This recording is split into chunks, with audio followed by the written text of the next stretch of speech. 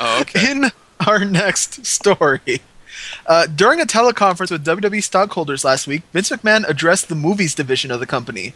One note was that the Randy Orton vehicle, That's What I Am, lost WWE $3.3 million. McMahon mentioned that the plan to mold the movie is now to mold the movie division to fit the WWE audience. He also added that That's What I Am was a great movie, but didn't appeal to our audience. They will also be lowering production budgets. You mean they already didn't? Because they lowered production budgets when they started releasing movies like That's What I Am and Legendary and Knucklehead. Well, that was the result of lowering production budgets. Well, now they're gonna have like high school productions with cardboard signs that say "That's what I am," and then a kid's hand pushes the paper out of the way. That's What I Am featured the most muted on-screen presence of a WWE superstar of any WWE film.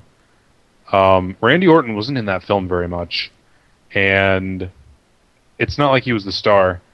Now, that's fine, but people aren't going to directly avoid a movie if it's called a WWE film.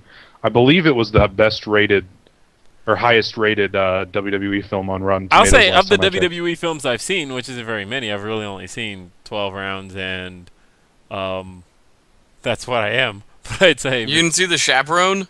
No. Or Knucklehead? But between those two, I'd say That's What I Am was the best WWE film. Well, WWE Films' marketing strategy is... terrible. Here's the wrestler. He's holding a gun. Wacky. Go see it. In a fun summer adventure. I'm the game. Bang, whenever bang. You're like, whenever, gun. I mean, whenever you tell a wrestling fan, like, come see this coming-of-age tale set in the 1950s about, intolerance to homosexuality. Typical wrestling fan's going to be like, I'm not going to go see that queer shit. Where's the gun? Where's John Cena? This movie needed more John Cena jumping out of exploding buildings. They should have just had, like, you're going to lose your job, Professor. And then, like, just all of a sudden, there's in the background through the window, you see John Cena jumping through a... Somebody take the That's What I Am trailer, and I know Cody will probably get right on this. Add some explosions. And add some John Cena jumping out of exploding buildings.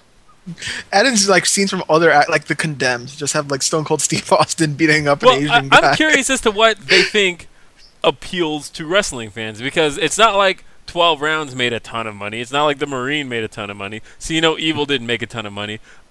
Are movies that appeal to wrestling fans? Now, what I'm hoping for is maybe with this direction that the company's been taking lately, that movies that appeal to wrestling fans might be stuff like Beyond the Mat or other... Or Randy Orton stars in this movie from the 50s where he writes a story from the point of view of the Help. Here's what they need. Oh my gosh! Here's what they need. A story from the point of view of the Help. Well, I do declare that sounds interesting.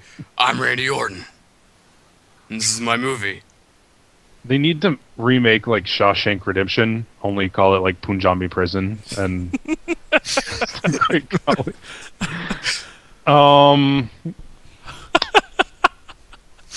It's the best thing ever all year. What was I saying? Look, they're already scraping the bottom of the barrel for these WWE films. What they need to do is, like, there is a set group of people that are just going to buy and go watch whatever WWE film comes out. It doesn't matter what the plot is, and right now that is their audience. So what you need to do is have, like, John Cena, release a movie and call it John Cena green screen or something like that, and just have him doing shit in front of a green screen for 90 minutes. The McDuber Snatchers. No. Starring John Cena as Mrs. I don't know McDuber Snatcher. What's Mr. like the just play several roles. Mr. McDuber Snatcher. What's like the most low-budget movie of all time? Whatever that is... I don't know. Whatever that is, have WWE remake it. Have, like, rent out like 2 rooms and have this boring dialogue for 90 minutes. It doesn't matter. These movies could just...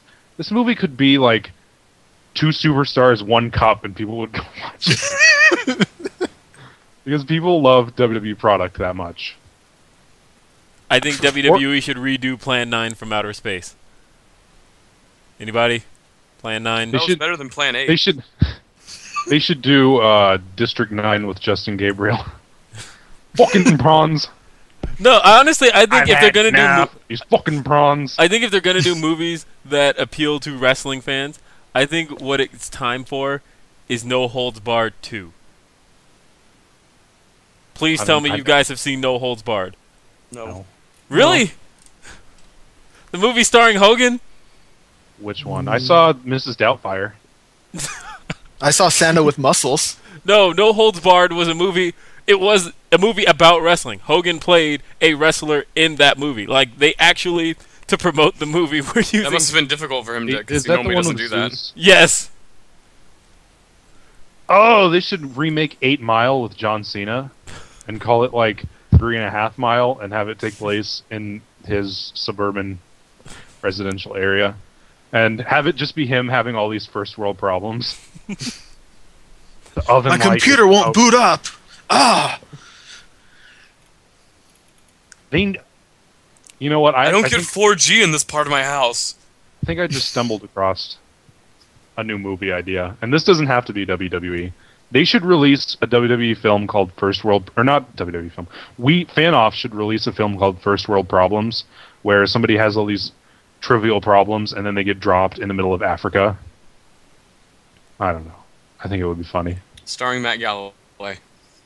Starring Daniel Bryan.